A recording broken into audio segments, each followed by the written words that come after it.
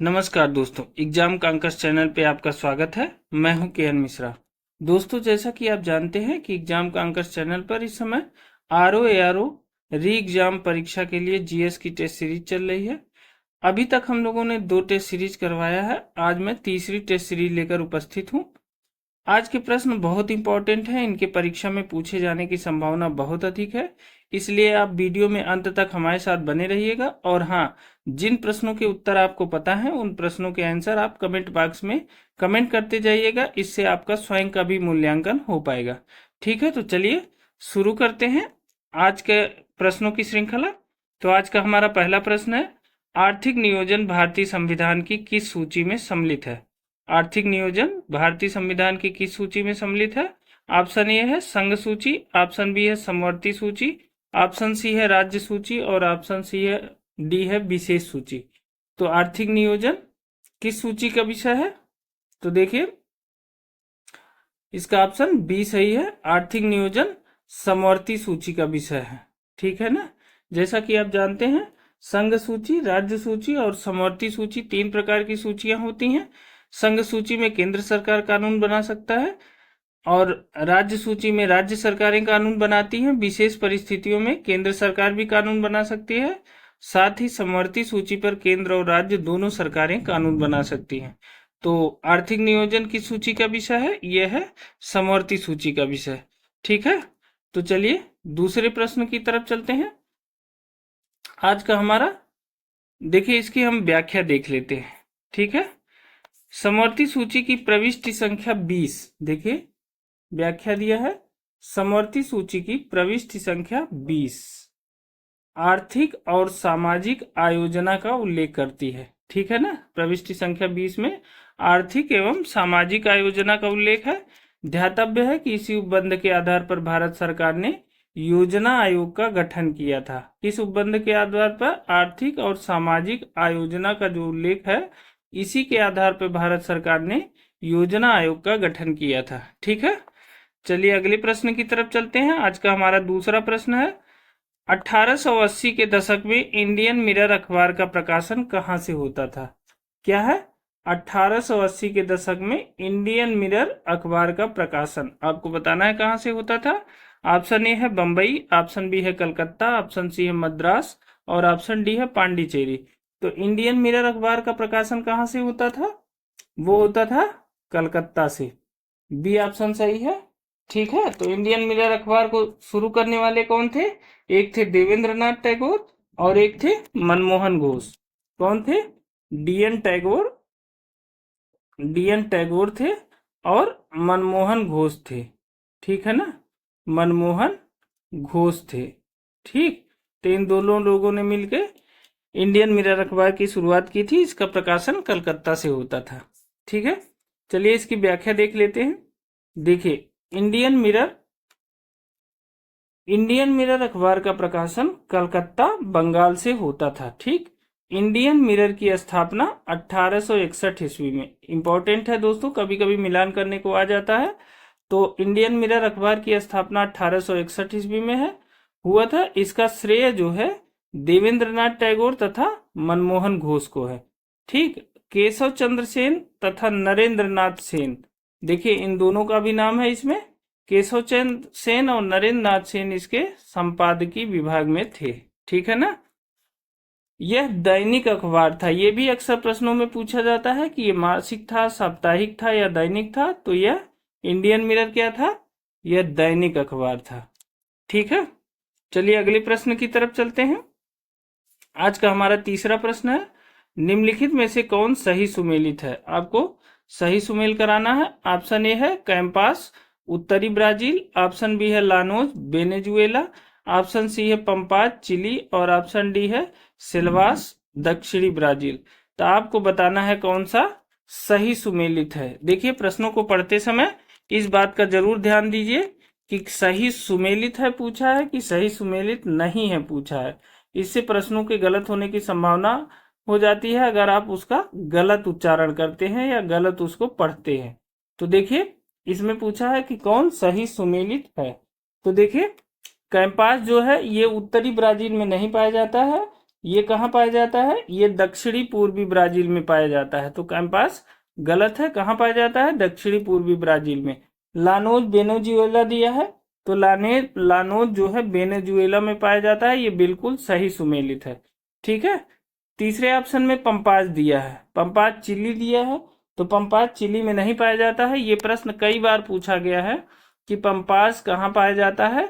ये पाया जाता है अर्जेंटीना में। कहाँ? अर्जेंटीना या दक्षिणी अमेरिका में पाया जाता है। ये बहुत इंपॉर्टेंट है, ये प्रश्न बहुत बार पूछा है। तो पंपास अर्जेंटीना में पाया जाता है, चिली में नहीं, तो ये भी गलत है। सिलवास दिया है दक्षिणी अफ्रीका, तो सिलवास जो है दक्षिणी ब्राजील दिया है, सॉरी, सिलवास दक्षिणी ब्राजील दिया है, तो ये दक्षिणी ब्राजील ना होके ये क्या है? ये अमेजन बेसिन है। सिलवास कहाँ पाया जाता है? अमेजन बेसिन क्षेत्र में पाया जाता है। तो इसमें कौन सा सही है? बी ऑप्शन सही है, लानोज वेनेजुएला में पाया जाता है, बाकी किसी का सुमेल नहीं है। देखिए इसकी व्याख्या देख लेते हैं। प्रश्नगत विकल्पों में लानोज का जो विस्तार है वो वेनेजुएला में है, जबकि कैंपास दक्षिणी पूर्वी ब्राजील में, पंपास मुख्यतः अर्जेंटीना में पाया जाता है। ठीक है ना। तथा सेल्वास जो है अमेजन बेसिन में पाया जाता है। सेल्वास कहाँ पाया जाता है? अमेजन बेसिन में। सेल्वास अमेजन बेसिन में उष्णकटिबंधीय सदाबहार वर्षा वन है। याद रखिएगा, सेल्वास अमेजन बेसिन में उष्णकटिबंधीय सदाबहार वर्षा वन है। ये घास के मैदान नहीं है। क्या है? ये घास के मैदान नहीं है। ये इंपॉर्टेंट है, इसको कथन कारण में पूछा जा सकता है कि क्या ये उष्णकटिबंधीय है कि शीतोष्णकटिबंधीय है, साथ ही ये घास के मैदान है कि नहीं है। जिस हिसाब से इस समय आयोग का ट्रेंड है वो ऐसे पूछ सकता है प्रश्नों को। तो आप मान लीजिए कि उष्णकटिबंधीय सदाबहार वर्षा वन है अमेजन सिलवास, और ये जो है घास के मैदान नहीं है। ठीक है ना। चलिए अगले प्रश्न की तरफ चलते हैं। आज का हमारा चौथा प्रश्न है, वायु भरे गुब्बारों में हीलियम को हाइड्रोजन की अपेक्षा वरीयता दी जाती है। जो वायु भरे गुब्बारे होते हैं उसमें हाइड्रोजन न भर के हीलियम को ज्यादा भरने का प्रयास किया जाता है। क्यों? उसका कारण क्या है? तो ऑप्शन ए है अपेक्षाकृत सस्ता है, ऑप्शन बी है अपेक्षाकृत कम घना होता है, ऑप्शन सी है अपेक्षाकृत अधिक उठाने की शक्ति रखता है, और ऑप्शन डी है वायु के साथ विस्फोटक मिश्रण नहीं बनाता है। तो देखिए जो हीलियम होता है वह वायु के साथ विस्फोटक मिश्रण नहीं बनाता है, तो डी ऑप्शन सही है। जबकि जो हाइड्रोजन होता है वो वायु के साथ विस्फोटक मिश्रण बना लेता है, जिससे उसमें आग लगने की संभावना बहुत अधिक रहती है। तो इसमें डी ऑप्शन सही है। चलिए इसकी व्याख्या देख लेते हैं। देखिए हाइड्रोजन जो है अत्यधिक ज्वलनशील गैस है तथा वायु की ऑक्सीजन के साथ बहुत विस्फोटक रूप से अपक्रिया करती है। हीलियम गैस गुब्बारों को उठाने की शक्ति हाइड्रोजन गैस की शक्ति का 92% भाग ही है। अब देखिए हाइड्रोजन क्या करता है, वो हीलियम से 8% अधिक ऊंचाई तक गुब्बारे को ले जाता है, लेकिन फिर भी हीलियम गैस को वरीयता दी जाती है क्योंकि हीलियम गैस अक्रिय गैस है और अज्वलनशील गैस है। ये दो बात याद रखिएगा। इसके कारण जो है वायु के गुब्बारों में हीलियम का प्रयोग किया जाता है। ठीक है ना। चलिए अगले प्रश्न की तरफ चलते हैं। आज का हमारा 5वां प्रश्न है, भारत में रैली फॉर वैली प्रोग्राम का आयोजन निम्न में से किस एक समस्या को उजागर करने के लिए किया गया? अब बताइए कौन से कार्यक्रम की चर्चा है? Rally for valley. आप जल्दी से अपने आंसर कमेंट बॉक्स में दीजिए। तो ऑप्शन ए है पर्यावरण विकृति के लिए, ऑप्शन बी है जैव विविधता, ऑप्शन सी है विस्थापितों के पुनर्वास की समस्या, और ऑप्शन डी है कृषि भूमि की क्षति। तो रैली फॉर वैली प्रोग्राम क्यों शुरू किया गया है? ये है ऑप्शन सी, विस्थापितों के पुनर्वास की समस्या से निपटने के लिए रैली फॉर वैली प्रोग्राम का आयोजन किया गया। तो सी ऑप्शन सही है। देखिए इसकी व्याख्या देख लेते हैं। देखिए रैली फॉर वैली प्रोग्राम का आयोजन नर्मदा नदी घाटी में, अब ये घाटी भी याद रखिएगा, रैली फॉर वैली प्रोग्राम का आयोजन किस घाटी में हुआ? नर्मदा नदी घाटी में। विस्थापन की समस्या से जूझ रहे विस्थापितों के पुनर्वास से संबंधित था। ठीक है ना। अगले प्रश्न की तरफ चलते हैं। हमारा 6वां प्रश्न है, इंडिया ब्रांड इक्विटी फंड की स्थापना किस वर्ष में हुई? क्या है? India brand equity fund. अब देखिए, इंडिया का जो ब्रांड था उसको ग्लोबल बनाने के लिए इसकी स्थापना की गई थी, इंडिया ब्रांड इक्विटी फंड की स्थापना, ठीक है ना। यह किस वर्ष में हुई आपको ये बताना है। ऑप्शन ए है 1992, ऑप्शन बी है 1995, ऑप्शन सी है 1996 और ऑप्शन डी है 1997। तो इंडिया ब्रांड इक्विटी फंड की स्थापना कब की गई? ऑप्शन सी सही है, 1996 में। ठीक है, अब इसके बारे में बता देता हूं मैं कि यह वाणिज्य मंत्रालय द्वारा ये शुरू किया गया था, इंडिया ब्रांड इक्विटी फंड। और इसका जो उद्देश्य था वो था भारतीय ब्रांड को ग्लोबल बनाना। क्या था? भारतीय ब्रांड को ग्लोबल बनाना इसका उद्देश्य था, ठीक है ना। भारतीय ब्रांड को ग्लोबल बनाना, ये इंडिया फ्राम इक्विटी फंड का ये टारगेट था, ठीक है ना। चलिए अगले प्रश्न की तरफ चलते हैं। चलिए इसकी व्याख्या देख लेते हैं। देखिए, इंडिया ब्रांड इक्विटी फाउंडेशन की स्थापना वाणिज्य मंत्रालय द्वारा वर्ष 1996 में की गई थी। कब की गई थी? 1996 में। इसका उद्देश्य था इंडिया ब्रांड को वैश्विक बनाना। इंडिया ब्रांड इक्विटी फाउंडेशन जो है यह वर्ष 2002 में पब्लिक प्राइवेट पार्टनरशिप मतलब पीपीपी में परिवर्तित हो गया, जब भारतीय उद्योग महासंघ ने उसमें भागीदारी प्राप्त की, ठीक है ना। तो आप जान गए होंगे इंडिया ब्रांड इक्विटी फंड की स्थापना ये 1996 में की गई थी और इसका एक फाउंडेशन 2002 में बना था जो पीपीपी के अंतर्गत हो गया था बाद में। ठीक, 7वां प्रश्न है आज का हमारा, उत्तर प्रदेश में मिड डे मील कार्यक्रम कब आरंभ किया गया? क्या है? उत्तर प्रदेश में मिड डे मील कार्यक्रम, जो बच्चों को पका हुआ भोजन मिलता है विद्यालयों में, तो वो मिड डे मील जो कार्यक्रम है वो कब आरंभ किया गया? ऑप्शन ए है 1985 में, ऑप्शन बी है 1990 में, ऑप्शन सी है 1995 में और ऑप्शन डी है 1997 में। तो उत्तर प्रदेश में मिड डे मील कार्यक्रम की शुरुआत कब से हुई थी? ये हुई थी, सी ऑप्शन सही है, 1995 में। ठीक है, चलिए इसकी व्याख्या देख लेते हैं। देखिए, मध्याह्न भोजन योजना या मिड डे मील भारत सरकार तथा राज्य सरकार के संयुक्त प्रयासों से संचालित योजना है, ठीक है। लेकिन वर्तमान में इसका नाम जो है पीएम पोषण योजना रख दिया गया। इससे संबंधित प्रश्न अभी हाल ही में परीक्षा में पूछा गया था पीसीएस की, कि वर्तमान में इसका नाम क्या रख दिया गया है? पीएम पोषण योजना, जो उत्तर प्रदेश में वर्ष 1995 से लागू की गई थी, ठीक है ना। अगले प्रश्न की तरफ चलते हैं। हमारा आज का 8वां प्रश्न है, अपोहक जिसके कार्य संपादन हेतु प्रयुक्त होता है। अपोहक किसके कार्य के संपादन हेतु प्रयुक्त होता है? ऑप्शन ए है हृदय, ऑप्शन बी है यकृत, ऑप्शन सी है वृक्क और ऑप्शन डी है फेफड़ा। तो अपोहक किसके कार्य संपादन के लिए प्रयुक्त होता है? यह होता है किडनी के, ठीक है ना। चलिए इसकी व्याख्या देख लेते हैं। देखिए, जब किडनी या वृक्क किन्हीं कारणोंवश क्षतिग्रस्त हो जाता है, क्या हो जाता है? जब किडनी जो है किसी कारणवश क्षतिग्रस्त हो जाता है तो रुधिर को साफ नहीं कर पाता, ठीक है। ऐसी स्थिति में रुधिर को साफ करने हेतु अर्थात इसमें से उत्सर्जी पदार्थ अलग करने के लिए अपोहक या डायलाइजर का प्रयोग किया जाता है, जो कि कृत्रिम वृक्क के रूप में कार्य करता है। तो अपोहक क्या करता है या डायलाइजर क्या करता है? यह कृत्रिम वृक्क या आर्टिफिशियल किडनी के रूप में काम करता है, ठीक है ना। समझ गए आप पूरी बात, कि जब किडनी किसी कारणवश क्षतिग्रस्त हो जाती है या काम करना बंद कर देती है और ब्लड में आने वाले उत्सर्जी पदार्थों को छानना बंद कर देती है, तो अपोहक या डायलाइजर का यूज किया जाता है, जो आर्टिफिशियल किडनी के रूप में काम करता है, ठीक है। चलिए अगले प्रश्न की तरफ चलते हैं। केरल का कुट्टानाड या कुट्टानाडु प्रसिद्ध है किस लिए? ऑप्शन ए है मीठे पानी की झील के लिए, ऑप्शन बी है भारत का न्यूनतम ऊंचाई वाला क्षेत्र, ऑप्शन सी है भारत के सबसे पश्चिम में स्थित बिंदु के लिए, ऑप्शन डी है एक प्रवाल द्वीप के लिए। तो केरल का कुट्टानाड क्यों प्रसिद्ध है? यह है भारत का न्यूनतम ऊंचाई वाला क्षेत्र। ठीक है, बी ऑप्शन सही है। इसकी व्याख्या देख लेते हैं। देखिए, केरल का कुट्टानाड जो है यह भारत का न्यूनतम ऊंचाई वाला क्षेत्र है। यह समुद्र तल से नीचे अपनी खेती के तरीकों के लिए प्रसिद्ध है। किससे? समुद्र तल से नीचे अपनी खेती के तरीकों के लिए प्रसिद्ध है। इसे केरल का धान का कटोरा कहते हैं। किसका?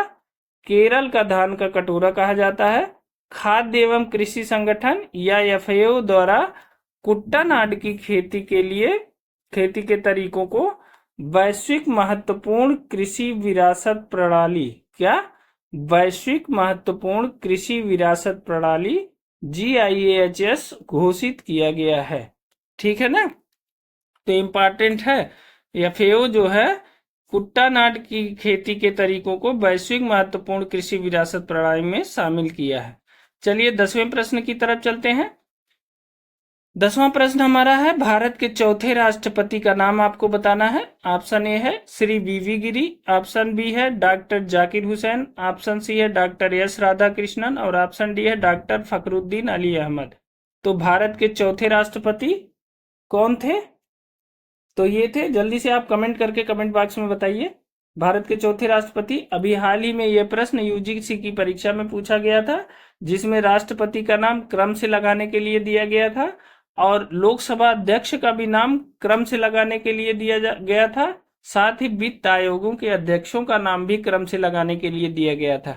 तो आपको इन तीनों आयोगों के जो अध्यक्ष हैं, या वित्त मंत्री थे, या राष्ट्रपति थे, उपराष्ट्रपति थे, लोकसभा अध्यक्ष थे, इन लोगों का नाम क्रम से याद रखना चाहिए, क्योंकि आजकल यह परीक्षाओं में पूछा जा रहा है। तो भारत के चौथे राष्ट्रपति कौन थे? देखिए, बीबी गिरी, श्री बीबी गिरी भारत के चौथे राष्ट्रपति थे। ठीक है, तो ए ऑप्शन सही है। चलिए इसकी व्याख्या देख लेते हैं। देखिए, भारत के व्यक्ति अनुसार चौथे राष्ट्रपति श्री बीबी गिरी थे। इसके अनुसार, व्यक्ति अनुसार चौथे राष्ट्रपति श्री बीबी गिरी थे। तथापि कार्यकाल के अनुसार उनका क्रम डॉक्टर राजेंद्र प्रसाद 3 बार हुए थे और डॉक्टर एस राधाकृष्णन एवं डॉक्टर जाकिर हुसैन के बाद छठा है। ठीक है ना, तो कार्यकाल के अनुसार ये छठे राष्ट्रपति थे, लेकिन व्यक्ति के अनुसार ये चौथे राष्ट्रपति थे। ठीक है, चलिए अगले प्रश्न की तरफ चलते हैं। हमारा आज का 11वां प्रश्न है, निम्नलिखित में से किसे स्वर्ग से उत्पन्न सेना नायक कहा गया है? तो स्वर्ग से उत्पन्न सेना नायक किसे कहा गया? ऑप्शन ए है अल्बुकर्क, ऑप्शन बी है रॉबर्ट क्लाइव, ऑप्शन सी है फ्रांसिस डुप्ले और ऑप्शन डी है लॉर्ड कॉर्नवालिस। तो दोस्तों, स्वर्ग से उत्पन्न सेना नायक किसे कहा गया है? ये कहा गया है रॉबर्ट क्लाइव को। बी ऑप्शन सही है, रॉबर्ट क्लाइव को स्वर्ग से उत्पन्न सेना नायक कहा गया है। ठीक है, चलिए इसकी व्याख्या देख लेते हैं। देखिए, क्लाइव एक सैनिक के रूप में जननेता था। विलियम पिट का यह कथन है कि वह स्वर्ग से उत्पन्न सेना नायक था। तो अगर आपसे ये प्रश्न पूछा जाए किसको सबसे पहले तो ये जानिए कि किसको स्वर्ग से उत्पन्न सेना नायक कहा गया है। तो वह कहा गया है क्लाइव को, लॉर्ड क्लाइव को। साथ ही अगर आपसे यह पूछा जाए कि किसने लॉर्ड क्लाइव को स्वर्ग से उत्पन्न सेना नायक कहा, तो वो कहा विलियम पिट ने। ठीक है ना, तो ये दोनों बातें आप याद रखिएगा। चलिए दोस्तों, 12वें प्रश्न की तरफ चलते हैं, लेकिन उसके पहले दोस्तों, अगर आप इस चैनल पे नए हैं तो इस चैनल को सब्सक्राइब अवश्य कर लीजिए, साथ ही बेल आइकन भी दबा लीजिए, ताकि अगर कोई भी नई अपडेट हो तो सबसे पहले आपको मिले। दोस्तों, अगर आप इन प्रश्नों की PDF डाउनलोड करना चाहते हैं तो आप हमारे टेलीग्राम चैनल से जुड़ जाइए। वहां इन प्रश्नों की PDF उपलब्ध है, वहां से आप इन प्रश्नों की PDF डाउनलोड कर सकते हैं। टेलीग्राम चैनल का लिंक हमने डिस्क्रिप्शन बॉक्स में दे दिया है। ठीक है, साथ ही प्रश्नों का लेवल कैसा है आप हमें कमेंट करके जरूर बताइएगा। इस टेस्ट सीरीज में ऐसे ही प्रश्नों की श्रृंखला तैयार की गई है, जिनके परीक्षा में पूछे जाने की संभावना लगभग 100% है। ठीक है, तो चलिए प्रश्नों की श्रृंखला को आगे बढ़ाते हैं। आज का हमारा 12वां प्रश्न है, निम्नलिखित युग्मों में से कौन सा एक सही सुमेलित नहीं है? ऑप्शन ए है ओडोमीटर, वाहनों के पहियों द्वारा तय की गई दूरी मापने का यंत्र। ऑप्शन बी है ओंडोमीटर, विद्युत चुंबकीय तरंगों की आवृत्ति मापने का यंत्र। ऑप्शन सी है ऑडियोमीटर, ध्वनि तीव्रता मापक युक्ति। और ऑप्शन डी है एमीटर, विद्युत शक्ति मापक यंत्र। तो देखिए इसमें से आपको बताना है कौन सा सही नहीं है। तो देखिए ओडोमीटर, वाहनों के पहियों द्वारा तय की गई दूरी मापने का यंत्र, बिल्कुल सही है। ओडोमीटर के द्वारा वाहनों के पहियों द्वारा तय की गई दूरी मापी जाती है। ऑप्शन बी है ओंडोमीटर, विद्युत चुंबकीय तरंगों की आवृत्ति मापने का यंत्र, ये भी बिल्कुल करेक्ट है। ऑप्शन सी है ऑडियोमीटर, ध्वनि की तीव्रता मापक युक्त। आप जानते हैं कि ऑडियोमीटर से ध्वनि की तीव्रता मापी जाती है। डी ऑप्शन है एमीटर, विद्युत शक्ति मापक यंत्र। तो एमीटर जो है विद्युत शक्ति नहीं, विद्युत धारा मापक यंत्र है। तो डी ऑप्शन गलत है। चलिए इसकी व्याख्या देख लेते हैं। देखिए एमीटर जो है विद्युत धारा के मापन के लिए प्रयुक्त उपकरण होता है। क्या करता है? एमीटर विद्युत धारा का मापन करता है, न कि विद्युत शक्ति के मापन। ठीक है ना? तो डी ऑप्शन सही है। चलिए अगले प्रश्न की तरफ चलते हैं। 13वां प्रश्न हमारा, प्रथम दीनदयाल हस्तकला संकुल व्यापार सुविधा केंद्र अवस्थित है। क्या है? प्रथम दीनदयाल हस्तकला संकुल व्यापार सुविधा केंद्र कहाँ अवस्थित है, आपको ये बताना है। ऑप्शन ए है आगरा में, ऑप्शन बी है कानपुर में, ऑप्शन सी है वाराणसी में और ऑप्शन डी है गोरखपुर में। तो प्रथम दीनदयाल हस्तकला संकुल कहाँ स्थित है? ये है वाराणसी में। ठीक है ना? तो ये यूपी स्पेशल की दृष्टि से ये प्रश्न बहुत इंपॉर्टेंट है। तो जो दीनदयाल हस्तकला संकुल कहाँ है? पहला वाराणसी में, उत्तर प्रदेश में स्थित है। इसकी आधारशिला कब रखी गई थी? इसकी आधारशिला रखी गई थी 2014 में और यह कंप्लीट हुआ था 2017 में। यह देश को समर्पित कर दिया गया था। ठीक है ना? तो दीनदयाल हस्तकला संकुल कहाँ है? वाराणसी में, आधारशिला 2014 में और यह देश को जब समर्पित किया गया तो 2017 में।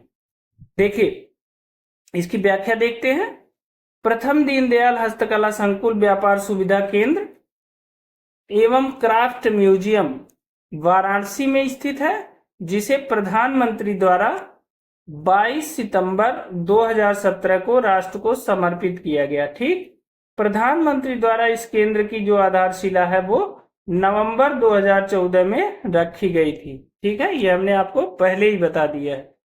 ठीक, चलिए 14वें प्रश्न की तरफ चलते हैं।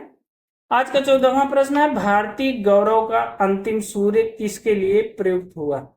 क्या है? भारतीय गौरव या भारतीय यश का अंतिम सूर्य किसके लिए प्रयुक्त हुआ यह शब्द? ऑप्शन ए है शिवाजी, ऑप्शन बी है राणा प्रताप, ऑप्शन सी है पृथ्वीराज, ऑप्शन डी है हेमू। तो देखिए पहले तो इसमें कंफ्यूजन था कि हेमू को माना जा रहा है कि पृथ्वीराज को माना जा रहा है, लेकिन एक पुस्तक है उसमें यह दिया गया है कि पृथ्वीराज चौहान को भारतीय गौरव का अंतिम सूर्य कहा जाता है। ठीक है, तो सी ऑप्शन सही है। देखिए इसकी व्याख्या देख लेते हैं। देखिए बीएन लुनिया, याद रखिएगा बीएन लुनिया की एक पुस्तक है जिस पूर्व मध्यकालीन भारत राजनैतिक एवं सांस्कृतिक इतिहास, इस पुस्तक में बीएन लुनिया ने लिखा है कि चौहान शासक पृथ्वीराज चौहान अपने समय का सबसे महान एवं यशस्वी वीर सम्राट था। इन्हें भारतीय यश का अंतिम सूर्य, ठीक है, the last son of Indian glory, भारतीय यश का अंतिम सूर्य कहा गया है। ठीक है, पृथ्वीराज चौहान को। चलिए अगले प्रश्न की तरफ चलते हैं। आज का हमारा 15वां प्रश्न है, निम्नलिखित में से कौन एक योजना वर्ष सही सुमेलित नहीं है? आपको बताना है इसमें किस योजना का वर्ष सुमेलित नहीं है। ऑप्शन ए है श्यामा प्रसाद मुखर्जी रूर्बन मिशन 2015 दिया है, ऑप्शन बी है rural housing interest subsidy scheme 2017, option C है सांसद आदर्श ग्राम योजना 2014 और ऑप्शन डी है दीनदयाल उपाध्याय ग्रामीण कौशल्य योजना 2014। तो इसमें किसका सुमेल नहीं है? तो देखिए दीनदयाल उपाध्याय ग्रामीण कौशल्य योजना 2014 बिल्कुल सुमेलित है, सांसद आदर्श ग्राम योजना 2014 यह भी सुमेलित है, rural housing interest subsidy scheme 2017 ये भी सुमेलित है। तो क्या सुमेलित नहीं है? श्यामा प्रसाद मुखर्जी रूअर्बन मिशन 2015, ये 2015 न होके कब है, 2016 है। ठीक है, तो यह सुमेलित नहीं है, ए ऑप्शन सही है। दोस्तों इस प्रश्न को बहुत ध्यान से पढ़िएगा और इसे याद कर लीजिएगा, हो सके तो कहीं आप एक पेपर में नोट कर लीजिए, ये प्रश्न दोबारा पूछे जाने की संभावना बहुत अधिक है। ठीक है, तो ये ऑप्शन सही है। इसकी व्याख्या देख लेते हैं। देखिए, श्यामा प्रसाद मुखर्जी रूअर्बन मिशन फरवरी 2016 में प्रारंभ हुआ था, न कि 2015 में। ठीक, चलिए 16वें प्रश्न की तरफ चलते हैं। बंगाल दुर्भिक्ष का वर्ष जिसमें लाखों लोग दिवंगत हुए थे, क्या है? बंगाल में एक अकाल पड़ा था, बहुत भयानक अकाल था जिसमें कई लाख लोगों की जान चली गई थी, उसका वर्ष पूछा गया है। तो देखिए, ऑप्शन ए है 1942, ऑप्शन बी है 1943, ऑप्शन सी है 1944 और ऑप्शन डी है 1945। तो बंगाल का जो अकाल था वो कब पड़ा था? ये पड़ा था ऑप्शन बी 1943 में। ठीक है ना, तो बंगाल का अकाल 1943 में पड़ा था। देखिए, इसकी व्याख्या देख लेते हैं। बंगाल दुर्भिक्ष का वर्ष 1943 है। याद रखिएगा, ये प्रश्न कई बार पूछा जाता है क्योंकि यह अकाल बहुत गंभीर था और इसमें बहुत लोगों ने अपनी जान गंवाई थी। इस दुर्भिक्ष से बंगाल में एक अनुमान के अनुसार 1.5 मिलियन से 4 मिलियन, कितना? 1.5 मिलियन से 4 मिलियन लोग मारे गए थे। ठीक, यह अकाल कब पड़ा था? 1943 में पड़ा था, ये याद रखिएगा। चलिए 17वें प्रश्न की तरफ चलते हैं। निम्नलिखित में से कौन सुमेलित नहीं है? आपको बताना है कि किसका सुमेल नहीं है।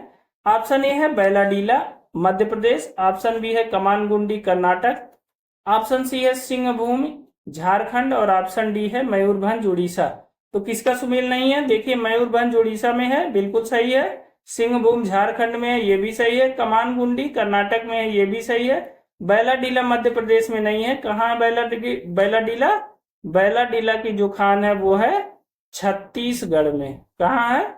छत्तीसगढ़ में। तो ए ऑप्शन सही हो जाएगा। ठीक है, चलिए इसकी व्याख्या देख लेते हैं, मिलान देखते हैं। देखिए, बैलाडीला दिया है छत्तीसगढ़, कमानगुंडी कर्नाटक, सिंहभूम झारखंड और मयूरभंज उड़ीसा। ठीक है, चलिए 18वें प्रश्न की तरफ चलते हैं। निम्नलिखित में से कौन से वायुमंडल के स्तरों एवं उनके अभिलक्षणों के सुमेलन में सही है? आपको बताना है कि कौन सा वायुमंडल का जो स्तर है उसके और उसमें क्या क्या घटनाएं होती हैं, उनका सुमेलन सही है, ये बताना है आपको। तो देखिए, वायुमंडल के स्तर दिए हैं। ऑप्शन एक है क्षोभ मंडल में मौसमी घटनाएं दिया है, तो बिल्कुल सही है, क्षोभ मंडल में मौसमी घटनाएं होती हैं। दूसरा दिया है समताप मंडल, समताप मंडल में ओजोन परत होता है, ये मिलान किया है, तो ये भी सही है, समताप मंडल में ओजोन परत पाई जाती है 15 से 30 किलोमीटर के बीच में। फिर तीसरा है आयन मंडल, आयन मंडल का दिया है पृथ्वी की सतह की ओर परावर्तित रेडियो तरंगे। तो आप जानते हैं कि रेडियो तरंगे जो है आयन मंडल से ही परावर्तित होती हैं, तो तीसरा ऑप्शन भी सही है। तो चौथा ऑप्शन है मध्य मंडल ध्रुव ज्योति। तो देखिए, ध्रुव ज्योति मध्य मंडल दिया है, तो ये मध्य मंडल नहीं होगा बल्कि यह भी आयन मंडल में ही ध्रुव ज्योति दिखाई देती है। तो केवल 1 2 3 सही है, चौथा सही नहीं है, यानी सी ऑप्शन सही है। ठीक है, 1 2 3 सही है। चलिए इसकी व्याख्या देख लेते हैं। देखिए, क्षोभ मंडल में मौसम संबंधी घटनाएं होती हैं, ये बिल्कुल सही है। ओजोन परत समताप मंडल में विस्तारित होती है, ये भी सही है। जबकि आयन मंडल से ही पृथ्वी की सतह की ओर रेडियो तरंगों का परावर्तन होता है, तो ये भी सही है। ध्रुव ज्योति का संबंध भी आयन मंडल से ही है। किससे है? ध्रुव ज्योति का संबंध आयन मंडल से ही होता है। अतः विकल्प 1 2 3 सही है और चौथा सुमेलित नहीं है। ठीक है, चलिए दोस्तों 19वें प्रश्न की तरफ चलते हैं। निम्नलिखित संतों को उनके कालक्रम में नियोजित कीजिए। आपको बताना है कि ये संत और उनको एक कालक्रम में लगाना है कि सबसे पहले कौन आया, सबसे बाद में कौन आया। पहले संत हैं कबीरदास, दूसरे हैं नामदेव, तीसरी हैं मीराबाई और चौथे हैं नानक देव जी। इनका कार्यकाल आपको लगाना है। तो देखिए, कबीरदास जी का जो कार्यकाल है वो क्या है? वो है 1398 से 1518 माना जाता है। दूसरे नंबर पे है नामदेव जी। नामदेव जी का कार्यकाल कब माना जाता है? ये है 1270 से 1350 माना जाता है। तीसरे नंबर पे है मीराबाई। मीराबाई का कार्यकाल माना जाता है 1498 से 1557। कितना है? 1498 से 1557। ये मीराबाई जी का कार्यकाल माना जाता है। और गुरु नानक देव जी का कार्यकाल माना जाता है 1469 से 1469 में इनका जन्म तलवंडी नामक स्थान पे हुआ था। 1469 से 1539। ठीक है, अब आप इनको क्रम से सेट कर दीजिए। तो देखिए, सबसे पहले 1270 से 1350 नामदेव जी हैं, तो पहले 2 नंबर हो जाएंगे। फिर कबीरदास जी हैं 1398 से 1518, तो 2 के बाद 1 हो जाएगा।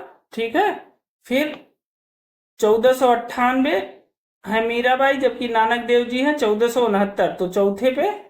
फिर 1469 से 1539, तो 2 1 के बाद हो जाएगा 4। फिर मीराबाई सबसे लास्ट में 1498 से 1557, तो 2 1 4 3 हो गया। अब देखिए, आपको याद रखने के लिए एक ट्रिक बता दूं। देखिए, कबीरदास जी 1398 में इनका जन्म माना जाता है। इनके ठीक 100 साल बाद मीराबाई 1498। तो आप याद रखिएगा कि कबीरदास जी के ठीक 100 साल बाद मीराबाई जी का जन्म आता है, तो 1398 के बाद सीधे 1498 आता है। ठीक है ना, तो मीराबाई जी का कार्यकाल आ जाता है। ठीक है ना, चलिए इसकी व्याख्या देख लेते हैं। देखिए, 2 1 4 3 है, तो सी ऑप्शन सही है। ठीक है, चलिए व्याख्या देख लेते हैं। कबीरदास जी का समय क्या है? ये है, देखिए कबीरदास जी का समय है 1398 से 1518। नामदेव जी का कार्यकाल है 1270 से 1350 ईस्वी। मीराबाई जी का टाइम है 1498 से 1557 ईस्वी। एवं गुरु नानक देव जी का समय 1469 से 1539 ईस्वी। ठीक है, तो इस प्रकार हम लोगों ने क्रम को लगा लिया है। दोस्तों, ये बहुत इंपॉर्टेंट प्रश्न है और ये दोबारा पूछे जाने की प्रबल संभावना है आरओ एग्जाम में। खासकर यूपी पुलिस के अभ्यर्थी भी इस प्रश्न को याद रख सकते हैं, उनकी परीक्षाओं में भी इसे पूछे जाने की संभावना बहुत अधिक है। ठीक, चलिए आज के 20वें और आखिरी प्रश्न की तरफ चलते हैं। आज का हमारा 20वां प्रश्न है, जनगणना 2011 के आंकड़ों के अनुसार भारत में कितने प्रतिशत जनसंख्या 35 वर्ष की आयु से कम की है? आपको बताना है कि जनगणना 2011 के आंकड़ों के अनुसार भारत में 35 वर्ष से कम आयु के कितने प्रतिशत लोग निवास करते हैं? तो ऑप्शन ए है 45%, ऑप्शन बी है 55%, ऑप्शन सी है 65% और ऑप्शन डी है 75%। तो आप बताइए, 35 साल से कम उम्र के कितने लोग भारत में निवास करते हैं जनगणना 2011 के अनुसार? तो वो है सी ऑप्शन 65%। सोचिए, 65% लोग भारत में ऐसे हैं जिनकी उम्र 35 वर्ष से कम है। इसीलिए इसे भारत में जननांकिकी लाभांश क्या कहा जाता है? जननांकिकी लाभांश कहा जाता है। और भारत को युवा देश कहा जाता है। भारत को एक युवा देश या युवाओं का देश कहा जाता है। ठीक है, तो इस बात को याद रखिएगा कि 65% लोग भारत में ऐसे हैं जिनकी उम्र 35 वर्ष के आसपास है। ठीक है, तो सी ऑप्शन सही है। चलिए इसकी व्याख्या देख लेते हैं। देखिए, जनगणना 2011 के अंतिम आंकड़ों के अनुसार भारत की 65.6% जनसंख्या 35 वर्ष से कम आयु यानी 0 से 34 वर्ष तक की थी। कितनी? 65.6% जनसंख्या। ठीक है, तो आप इस प्रश्न को बिल्कुल तैयार रखिएगा। तो दोस्तों, ये थे हमारे आज के 20 प्रश्न। ये प्रश्न आपको कैसे लगे हमें कमेंट करके जरूर बताइएगा। साथ ही अगर आप इन प्रश्नों की पीडीएफ डाउनलोड करना चाहते हैं तो आप हमारे टेलीग्राम चैनल से जुड़ जाइए। हमारे टेलीग्राम चैनल पर इन प्रश्नों की पीडीएफ उपलब्ध है, वहां से आप इसे डाउनलोड कर सकते हैं। टेलीग्राम चैनल का लिंक हमने डिस्क्रिप्शन बॉक्स में दे दिया है। साथ ही दोस्तों, जीएस के साथ साथ एग्जाम कांकर्स चैनल पर यूपी आरओ एग्जाम परीक्षा के लिए सामान्य हिंदी का भी टेस्ट सीरीज कराया जा रहा है। अभी तक हमने सामान्य हिंदी की टेस्ट सीरीज के अंतर्गत पर्यायवाची, विलोम, तद्भव, तत्सम जैसे टॉपिक को कवर किया हुआ है। तो अगर आपने वो वीडियो अभी तक नहीं देखी है तो वो वीडियो तुरंत आप जाइए और हमारे डिस्क्रिप्शन बॉक्स में उसका लिंक दिया गया है, वहां से जाके आप उस वीडियो को देख सकते हैं। उसकी हमने प्लेलिस्ट भी बनाई है, उस प्लेलिस्ट से आप उसको आसानी से देख पाएंगे। साथ ही हमने एग्जाम कंकर्स चैनल पर यूपी पुलिस री एग्जाम परीक्षा के लिए भी टेस्ट सीरीज कराया है, उसमें सामान्य हिंदी और जीएस के प्रश्नों की टेस्ट सीरीज कराई गई है। अगर आप यूपी पुलिस के एग्जाम में सम्मिलित हो रहे हैं तो आप उन प्रश्नों को तैयार करके परीक्षा में जा सकते हैं, जिससे आपकी सफलता सुनिश्चित है कि आप सफल होंगे। ठीक है, तो उसका भी लिंक हमने डिस्क्रिप्शन बॉक्स में दे दिया है। आप जो है वहां से आप यूपी पुलिस के लिए हमने एक अलग से प्लेलिस्ट भी बनाई हुई है, वहां से जाके यूपी पुलिस री एग्जाम के जीएस और हिंदी के प्रश्नों को भी आप सॉल्व कर सकते हैं। दोस्तों, अगर आप इस चैनल पे नए हैं तो इस चैनल को सब्सक्राइब अवश्य कर लें, और अगर आपको ये वीडियो पसंद आई है तो इस वीडियो को एक लाइक अवश्य करें, जिससे हमें और बेहतर करने का मोटिवेशन मिलेगा। तो आज के लिए इतना ही, मिलते हैं अगली वीडियो में एक नई टेस्ट सीरीज के साथ। तब तक के लिए बहुत बहुत धन्यवाद।